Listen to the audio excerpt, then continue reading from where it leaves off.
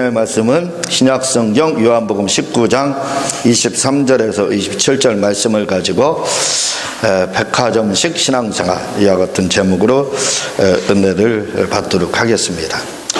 또 오늘 제목을 이렇게 볼 때 뭐 또 백화점이 다 나오나 여러분들도 그렇게 생각하실 텐데 제가 말씀을 드렸지만 저는 연역법으로 설교를 이렇게 말씀을 드리기 때문에 여러분들이 본문을 읽어도 왜 이런 제목이 나왔는지 도저히 그 감을 잡을 수가 없습니다. 그렇지만 말씀을 끝까지 여러분들이 들으면 이렇게 신앙생활을 해야 되는구나 하는 것이 바로 이제 연결이 되게 돼 있죠. 23절에 보게 되면 19장은 말씀을 드렸지만 예수님이 이제 십자가에 달리시고 장사 지내시고 그런 이제 장이 이렇게 예수님의 고난의 장이죠. 고난을 당하시는 것이 이렇게 기록이 돼 있습니다. 근데 23절에 보니까 군인들이 이제 예수님을 십자가의 못을 받고, 이때 군인들은 이 형을 직접적으로 집행한 그러한 군인들은 4명 이렇게 이야기를 하고, CBS인가 CTS를 보다 보니까 예수님에 대한 그 발자취, 그걸 이제 드라마로 해서 이렇게 보여주는 게 있는데 잠깐 봤어요. 근데 이때 십자가에 못 박는데 주도했던 빌라도 밑에서 이 일을 집행했던 그 사람이 있었는데, 그 중대장이죠. 중대장, 현재 지금으로 하면 중대장인데, 그 중대장이 사도행전 10장에 나오는 고넬료로 이렇게 나오더라고요. 그리고 고넬료가 그 일을 이제 그 부임을 받아서 이렇게 진행을 하고 4명이, 병사 4명이 구체적으로 이제 집행을 하는 것이 이렇게 그려지고 있는 것을 제가 잠깐 이렇게 스치면서 봤는데, 그게 사실인지 아닌지는 잘 모르겠습니다. 어쨌든 예수님이 그 십자가에 못을 박히시고, 그리고 옷을 취하여 4깃에 나눠 각각 4개죠. 4깃 이렇게 나눠져서 한 기씩 이렇게 가졌다 이야기를 하는데, 우리가 볼 때 예수님의 거두시죠. 외투를 찢어서 네 조각으로 나눠서 한 사람씩 이렇게 가진 걸로 이렇게 생각을 할 수 있는데, 이 말이 메루소 이렇게 되어 있는데 이 말은 분배, 조각 이렇게 되어 있습니다. 근데 주석가는 그렇게 보지 않고 이 4깃으로 나눠졌다는 것은 예수님이 당시 가지고 있던 4가지, 다시 말하면 외투, 그리고 두건, 머리에 둘렀던 그 두건, 그리고 신발인 샌들, 그리고 요대, 이 4가지를 4명의 병사들이 나눠서 이렇게 가진 것이다. 그게 맞을 것 같아요. 아니, 예수님의 옷을 외투를 받아가지고 4조각 나면 그거 어디다 써요? 아무 용도가 없잖아요. 그래서 그렇구나, 주님이 이렇게 착용했던 것 4가지를 나눠서 이렇게 가지지 않았나. 저도 그렇게 그걸 보고서 그렇게 생각을 하고 더 그게 합당하지 않냐 하는 생각을 이렇게 갖게 됩니다. 그리고 속옷은 속옷도 지하니 속옷은 호지 아니하고 이렇게 이야기하고 있는데, 이 속옷을 지금으로 말하면 원피스, 여자들 입는 원피스 그렇게 생각하면 되죠. 똑같습니다. 통으로 돼 있으니까. 우리처럼 뭐 아래 윗들이 이렇게 분리돼 가지고 아래들은 팬티, 위에는 뭐 런닝샷스 이렇게 생각할 수 있는데, 그게 아니라 통으로다 이렇게. 그래서 그 통을 벗기면 사실은 뭐예요? 빨개 벗는 거죠. 예수님 사실은 십자가에서 빨개 벗고 있었던 거예요. 왜? 속옷까지 다 벗겨버렸으니까.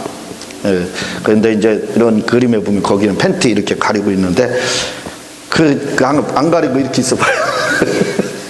보기 흉하잖아요. 그래서 이렇게 가리지 않는다, 그런 생각을 이렇게 갖게 됩니다. 어쨌든 통으로 됐으니까 벗기면 뭐 빨개 벗은 거죠. 근데 이거에 대해서 먼저 주에도 말씀을 드렸지만, 역사가 당시에 살았던 역사가 요세푸스가 증언을 합니다. 무슨 증언을 하냐면, 당시 예수님이 이렇게 입었던 옷에 대해서 뭐라고 하냐면, 이런 속옷, 입었던 속옷은 싼 옷이 아니라는 겁니다. 고가품이라는 거예요. 그러니까 우리가 어디서 남이 버린 거 주워서 검소하게 살기 위해서 그거 주워서 뭐 속옷으로 착용했더라, 이게 아니라는 거예요. 고가품이라는 겁니다. 당시 이런 통으로 된 이 속옷은 제사장들, 그 제사장들만 입었던 그 속옷이라는 거예요. 결코 싼 옷이 아니라는 겁니다. 고가품이다. 이렇게 요세푸스가 이야기를 하고 있습니다. 그 24절에 보면 또 군인들이 제비 뽑잖아요. 예수님의 그 속옷을 이렇게 이제 제비 뽑아서 갖게 되는데, 요런 내용들이 벌써 시편 22편 그 밑에 18절인가요? 8절에 이렇게 예언이 되어 있다라고 나오고 있지 않습니까? 당시에 선지자들이 예수님에 대해서 앞으로 오실 메시아에 대한 예언이 332가지가 됐다는 거예요. 332가지. 그래서 어떤 분들은 그 332가지 중에서 2가지가 또는 3가지, 뭐 10가지 이렇게 겹쳐서 그 직분이라고 할 수 있죠. 이렇게 겹쳐서 이루어진 경우는 있지만 한 사람이 332가지의 예언이 성취된 경우는 없다는 겁니다. 유일하지요. 그렇게 성취되는 분이 누구냐? 그리스도. 그 사람을 기다린 거예요. 이 332가 부분적으로 다 여러 사람을 통해서 성취되는 것을 메시아라고 하지 않고 이 332가지가 한 사람에 의해서 성취되는 그분을 기다린 것이 메시아 고대사상인데, 그게 332가지 중에 한 가지인데, 332가지인데 그것이 그 중에 하나가 이 속옷, 옷을 제비 뽑는 거 이렇게 나오고 있습니다. 그런데 그 일도 이렇게 성취가 됐다고 이야기를 하고 있습니다. 한번 그 밑에 한번 더 이렇게 25절을 한번 여러분들이 읽어보시기 바랍니다. 시작.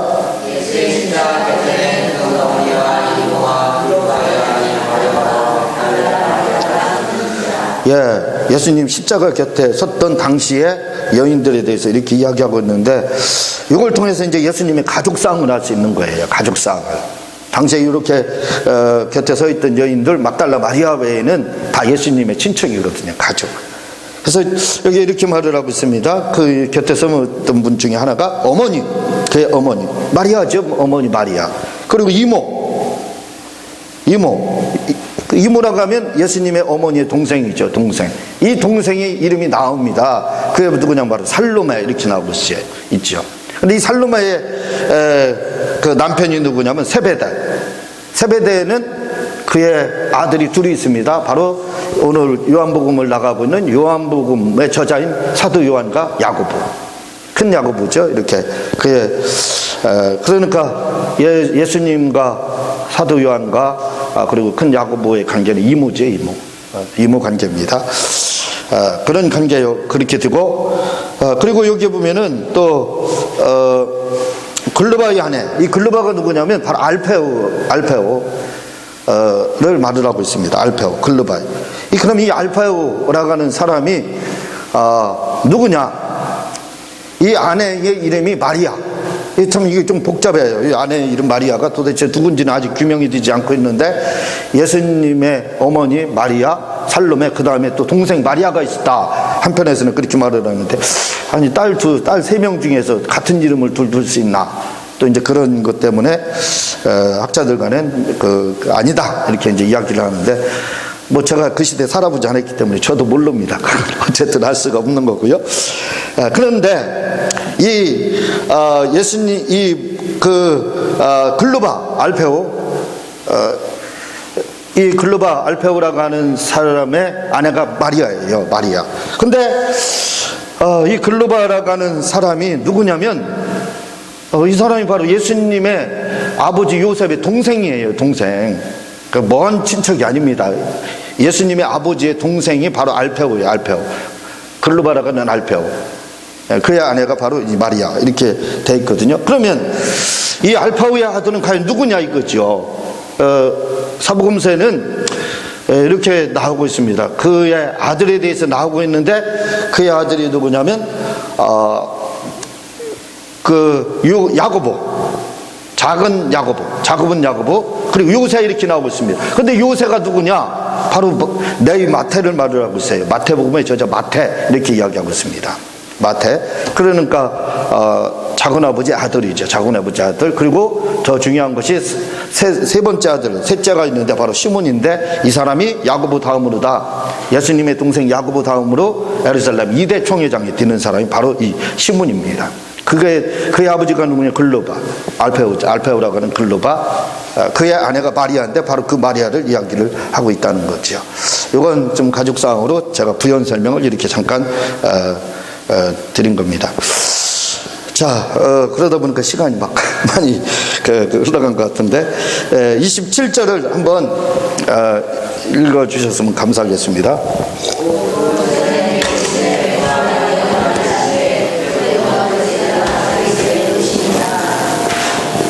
예, 27절.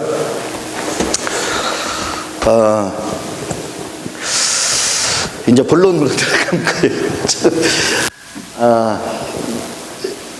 제가 수지침을 배운 지 굉장히 오래돼요.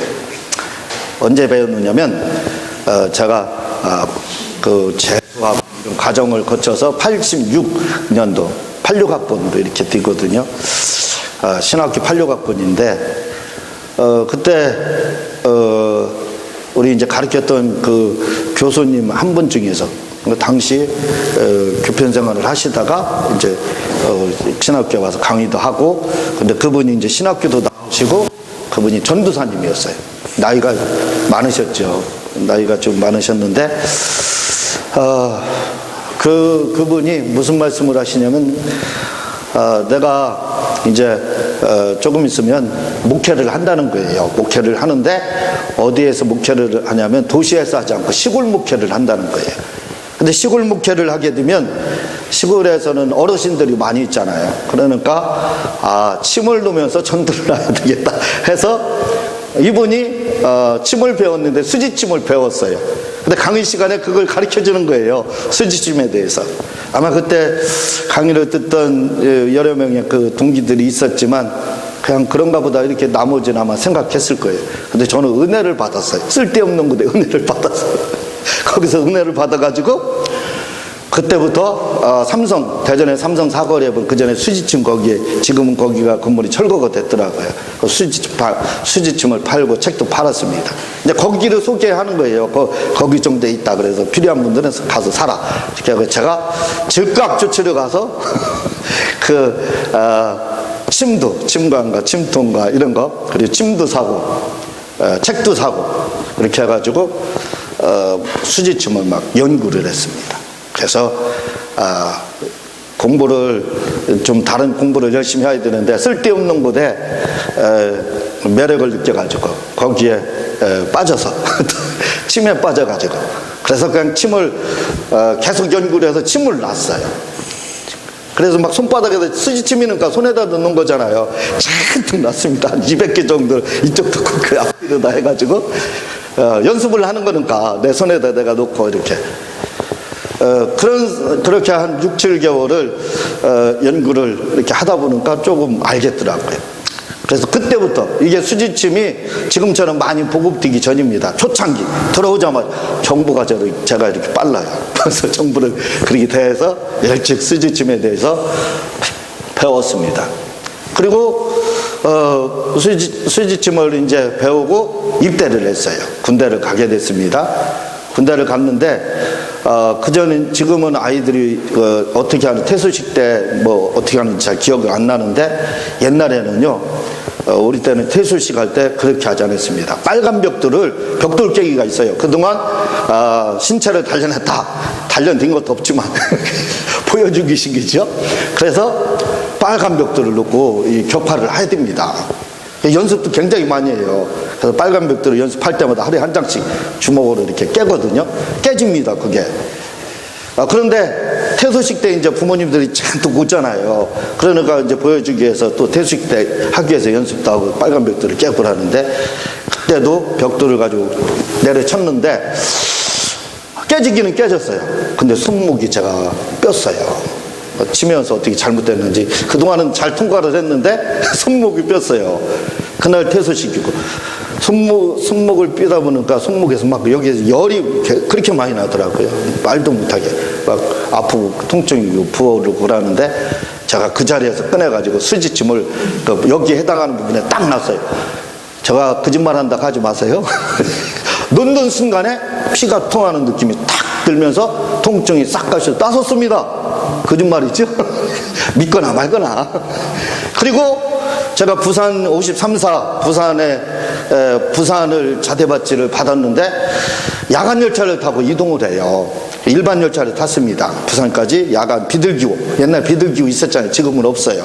그거 타고 저녁 1시 정도에 타고 하면 6시 정도에 이렇게 부산진역에 도착을 해요. 근데 그 과정에서 무슨 일이 있었느냐면 교회에서, 서울의 교회에서 청년들이 부산으로 막 놀러 갔는지 어디로 놀러 갔는지 모릅니다. 어쨌든 막 놀러 가는 거예요. 거기에 이제 우리가 껴서 차를 탔어요. 그러니까 보지 못했던 인간들을 보는 거예요. 이 식물들이 녹색 곤충들이 그 인간들을 봤어요. 그랬는데 갑자기 어떤 자매 하나가 자기들끼리 재밌게 놀다가 사과를 먹었는데 그냥 졸도를 해버렸어요. 잊혀지지 않는 겁니다. 자기들끼리 놀다가 어떻게 이제 간식을 나눠 먹는데 이 사과를 먹다 그냥 넘어져 버렸어요. 여자가요. 의식을 잃어버렸습니다. 말 그대로 실신했어요. 책을 꺼냈죠. 수지침 책을 제가 가지고 있었기 때문에 딱 꺼내서 보니까 이건 쇼크 현상이구나. 이럴 때는 열손가락에서 피를 빼면 된다 하는 것이 딱 나오더라고요. 그래서 용기 있게 가가지고 바늘, 이제 개인 비품으로 다 바늘을 다 실하고 바늘을 군대에서 이렇게 나눠줍니다. 더블백에. 그래서 그걸 꺼내가지고 손가락을 찌르기 시작했어요. 근데요 9손가락을 찔렀는데도 피가 안 나요. 참 신기하더라고. 이게 걱정이 되는 거예요. 이게 나야 되는데 보통 찔르면 다 나는 걱정이 됐어요. 근데 마지막 10손가락짜리를 딱 찔르니까 10손가락에서 피가 싹 나오더라고요. 그러더니 뻘떡 일어나는 거예요. 제가 스타가 됐습니다. 믿거나 말거나. 그 뒤에도 제가 병든 군인들 중에 아픈 사람들 이렇게 침으로 해가지고 감기 몸살도 치료하고 또 훈련받아 접질른 사람들, 이런 사람들 치료도 해주고 해서 대대에서 저한테 의무병으로 남으라 이렇게 했는데 제가 거절을 했습니다. 내가 여기 뭐하러 남아? 그래가지고 그러니까 침통을 빼서 침 놓지 마. 그래가지고 침통을 그 뒤부터 지금까지 안 놉니다. 그런데 제가 이 말씀을 지금 왜 드리고 있느냐 이거예요. 모르겠습니다. 많은 분들이 사람의 성격도 형형색색 다릅니다. 다 성격조차도 달라요. 다요. 그래서 받아들이는 것도 다릅니다. 근데 저는 한 가지 좋은 게 있어요. 뭐냐면 이치에 맞고 정당하고 합리하면 이게 이치에 맞는다. 이치를 교회에서 이제 진리다 이렇게 하는 거죠. 이게 진리, 다시 말하면 이치에 맞는다 생각하면 저는 그대로 받아들입니다. 아니 이게 역사적으로 실제적으로 다 이상이 없는데 왜 받아들이지 않느냐 이거죠. 그래서 저는 그대로 뭐든지 스펀지처럼 그게 받아들이는 겁니다. 그러니까 수지침도 실제적인 효과를 보고 그게 도움이 될 것 같고 또 도움도 되기 때문에 제가 그냥 받아들이는 거예요. 자연. 다른 사람들은 받아들이지 않았는데, 다른 동기들은 받아들이지 않았는데 저는 받아들인 겁니다. 왜냐하면 합당하기 때문에 그래요. 그런데 오늘 말씀해 보게 되면요, 예수님이 십자가에 달리셔가지고 어머니에게 이야기합니다. 요한을 가리키면서 여자여, 이렇게 뭐라고 했죠? 여자여 보소서, 아들이니이다, 아들이니이다, 이렇게 이야기를 합니다. 요한한테. 그러니까 요한이 17절에 보면은 그때로부터 예수님의 어머니를 자기 집에 모셨더라 이렇게 이야기하거든요. 그 뒤에 이 마리아는 11년은 더 살게 됩니다. 그래서 만 59세에 에루살렘에서 요한의 집에, 사도 요한의 집에서 죽게 돼요. 그런데 여기서 그때부터 허락하는, 그때라는 말이 헬라어로 뭐라고 되냐, 호라 이렇게 되어 있습니다. 이 호라는 말은 정관사예요. 호라는 시간을 말을 하거든요. 말 그대로 그 시간, 바로 그때부터라는 겁니다. 그 시간, 바로 그 시간이에요. 그러니까 내용이 어떻게 되냐면, 그때 요한은 예수님이 십자가에 달리셔서 유언의 말을 듣고 바로 마리아를 모시고 자기 갔다는 겁니다. 그리고 최후에 운명하는 것은 마리아가 보지 못했다는 거예요. 보지 않고 요한은 예수님의 어머니 마리아를 자기 집에다 모시고 그 다음에 놓고, 그리고 자기는 다시 와서 예수님의 이 운명하시는 모습 전체를 다 목격을 했다, 이렇게 하거든요. 그런데 여기서 그때 이후로 이렇게 이야기를 하고 있습니다.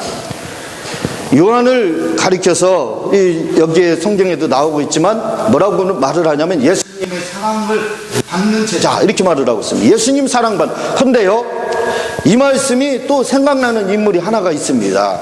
그게 뭐냐면 다윗이에요. 사도행전 13장에 보면은 이새의 아들 다윗을 만나니 내 마음이 합한 자로다. 내가 그럴 뜻을 들으면서 내 뜻을 내가 이루겠다, 이렇게 하나님이 이야기를 하거든요. 그러니까 다윗이라고 하는 사람과 요한이라고 하는 사람을 가만히 보면은 하나님의 사랑을 굉장히 받았던 사람들입니다. 굉장히 받았던 사람이에요. 그런데 요한이라는 이 사람이 왜 하나님의 순종, 예수님의 사랑을 그렇게 받게 됐느냐 이거죠. 예수님의 사랑을 받게 된 이유는 바로 이 요한이라는 사람이 합리적이고 이치에 맞는 일이라는 받기만 하면 그는 그걸 머뭇거리거나 거기에 대한 어떤 반론을 제기하거나 토론을 다니거나 그렇게 하지 않았습니다. 즉각 조치를 취했다는 거예요. 바로 받아들인 겁니다. 예수님이 어머니에게 요한을 가리키며 당신의 아들이다, 이렇게 하자마자 요한은 그 어머니 마리아를 모시고 곧바로 머뭇거리지 않았어요. 호라, 이렇게 되어 있습니다.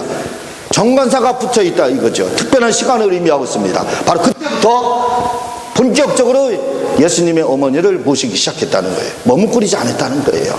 그러니까 12제자 중에서 이 요한이라는 사람이 우리가 잘 알고 있지만 막내라 이거죠. 그러니까 막내기 때문에 예수님이 더 사랑했겠다, 또는 친척이잖아요. 사촌 동생에 이렇게 해당하잖아요. 그러니까 외사촌 동생이지만 그래서 주님이 더 사랑했다, 그게 아닙니다. 그게 아니었어요. 그 이유는 요한이 예수님의 사랑을 받았던 이유는 그는 바로 즉각 조치를 취했다, 이거 머뭇거리지 않았다는 겁니다. 이치에 맞고 합당하면 바로 받아들이는, 바로 순종의, 요즘의 말로 하면 아이콘, 이렇게 순종의 아이콘 하면 누구예요? 요한.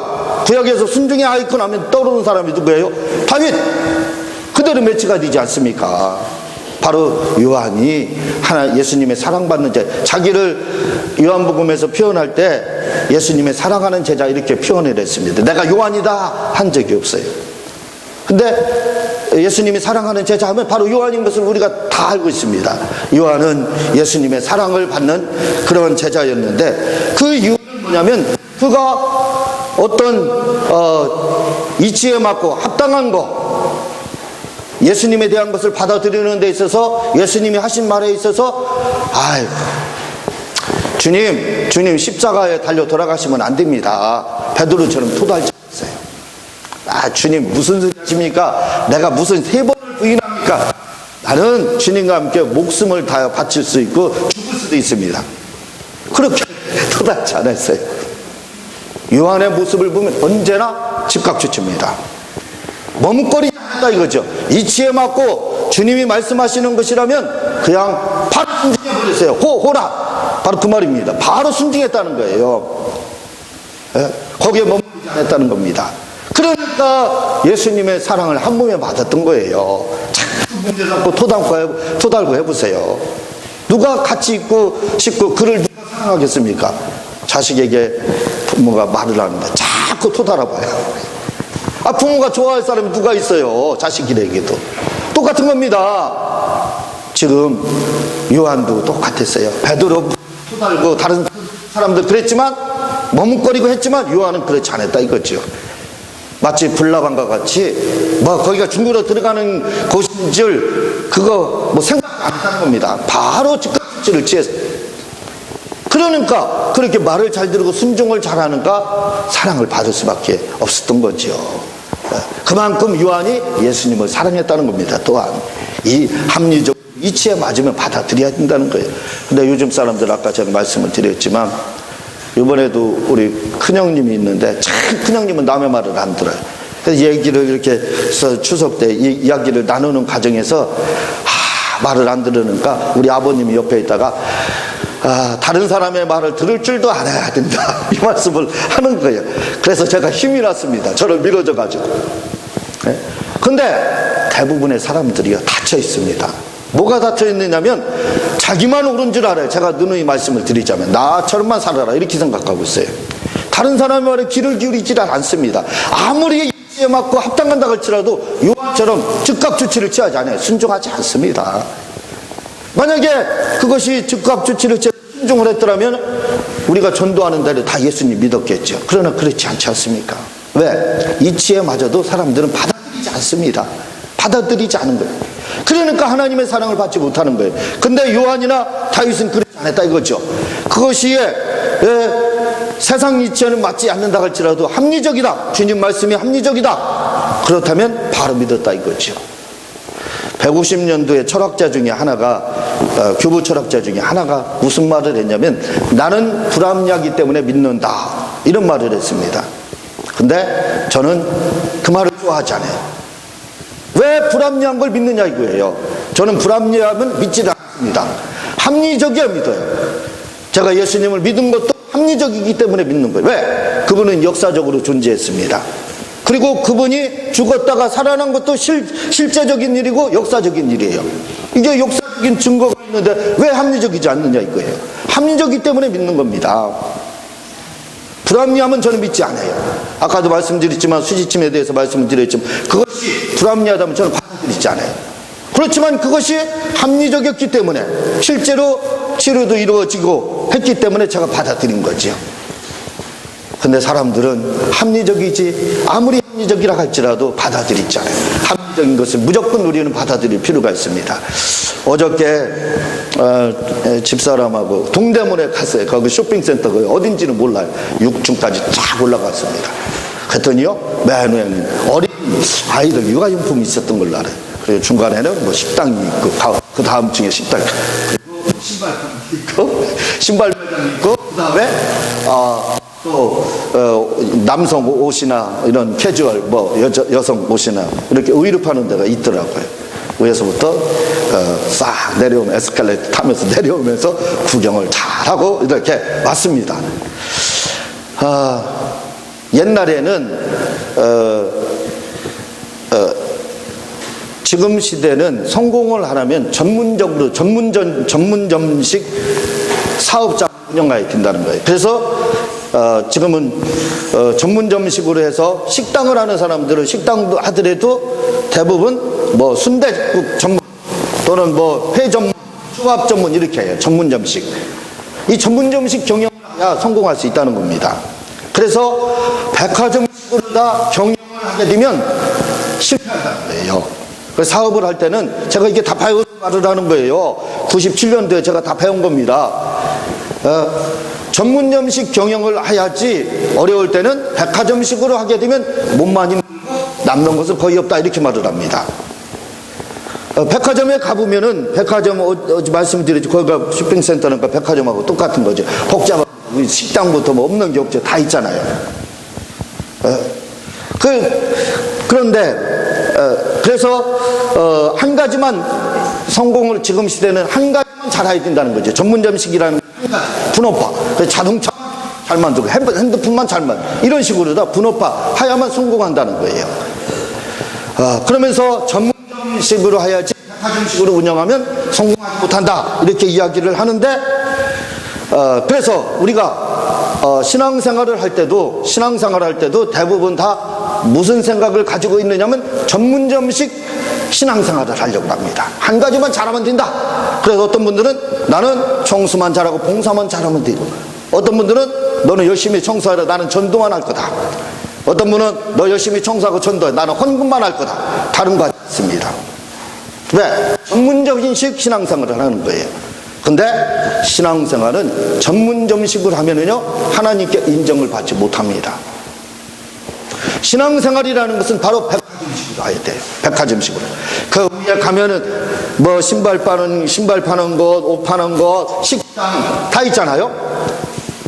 그런 것처럼 다 있는 것처럼 우리의 신앙생활, 다시 말하면 우리의 순종 생활이라는 것이 요한처럼 걸리지 않는 겁니다. 이것은 나의 성격이 안 맞고, 이것은 내 개성에 맞지 않고, 이것은 내 주특기가 아니고, 그렇게 구별해서 선별해가지고 신앙생활, 취사 선택하는 것이 아니라는 겁니다.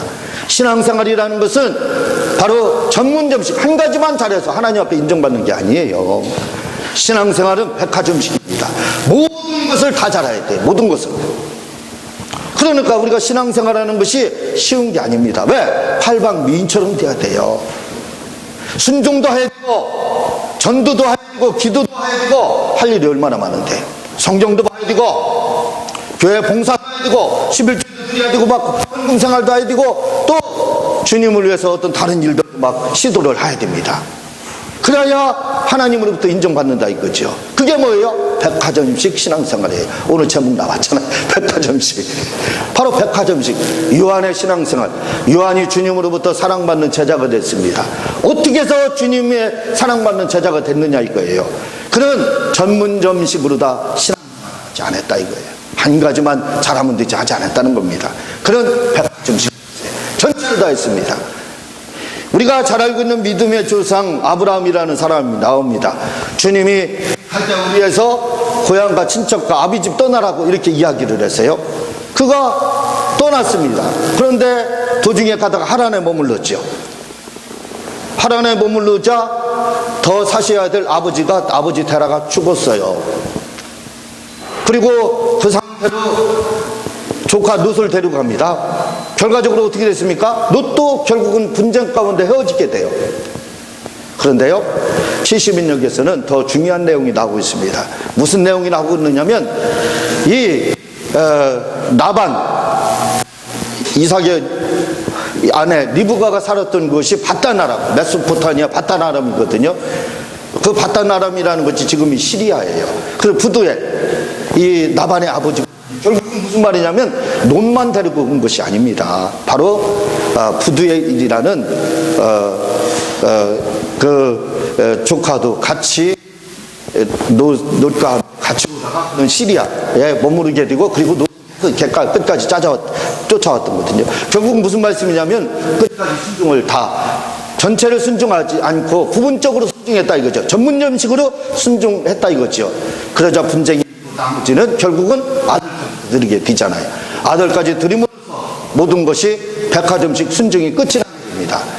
그래서 결국은 그 신앙생활이 인정을 받아서 믿음의 조상으로 이렇게 우뚝 서게 되는데, 오늘 우리의 신앙생활이라는 것이 내가 좋아하는 거 전문점식입니다. 나 좋아하는 거 이거 하나만 잘하면 되지 뭐. 아닙니다. 그 못하는 신앙, 그건 아브라함 같은 신앙생활이에요. 지금 우리가 주님의 사랑을 받았던 요한처럼 우리가 주님의 사랑을 받으려면 요한처럼 하면 되는 거예요.